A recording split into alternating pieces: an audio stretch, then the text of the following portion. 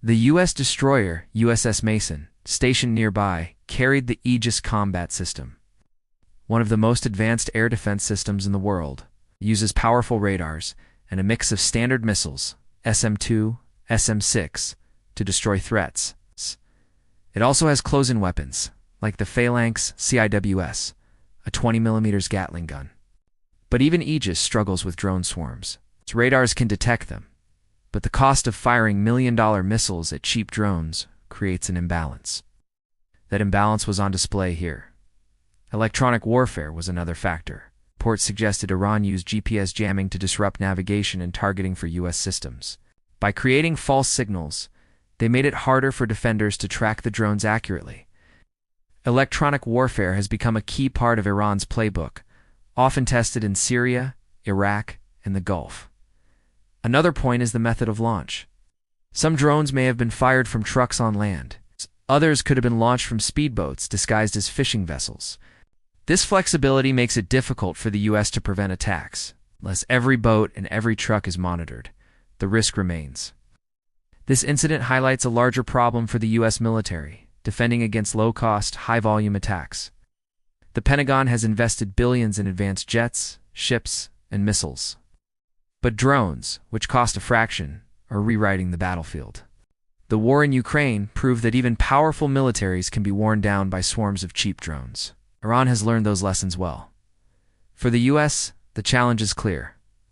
It needs new defenses, directed energy weapons, lasers, and advanced jammers.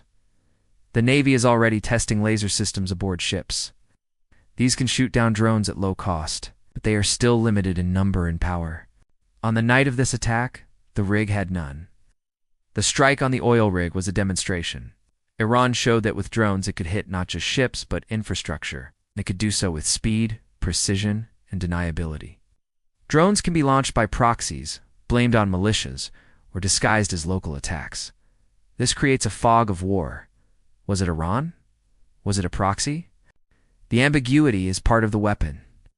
The U.S. military knows this problem well. A general once said, "It takes a $2 million missile to kill a $20,000 drone.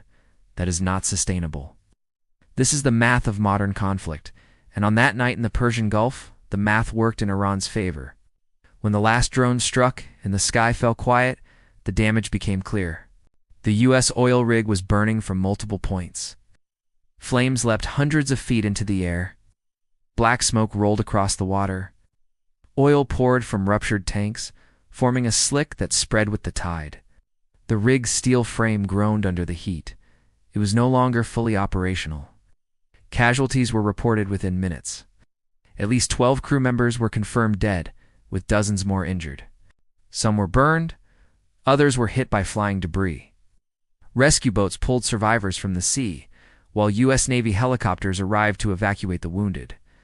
The attack had turned a working oil platform into a battlefield hospital. The economic shock followed immediately. News of the strike hit markets before dawn. Oil prices jumped nearly 8% in a single day.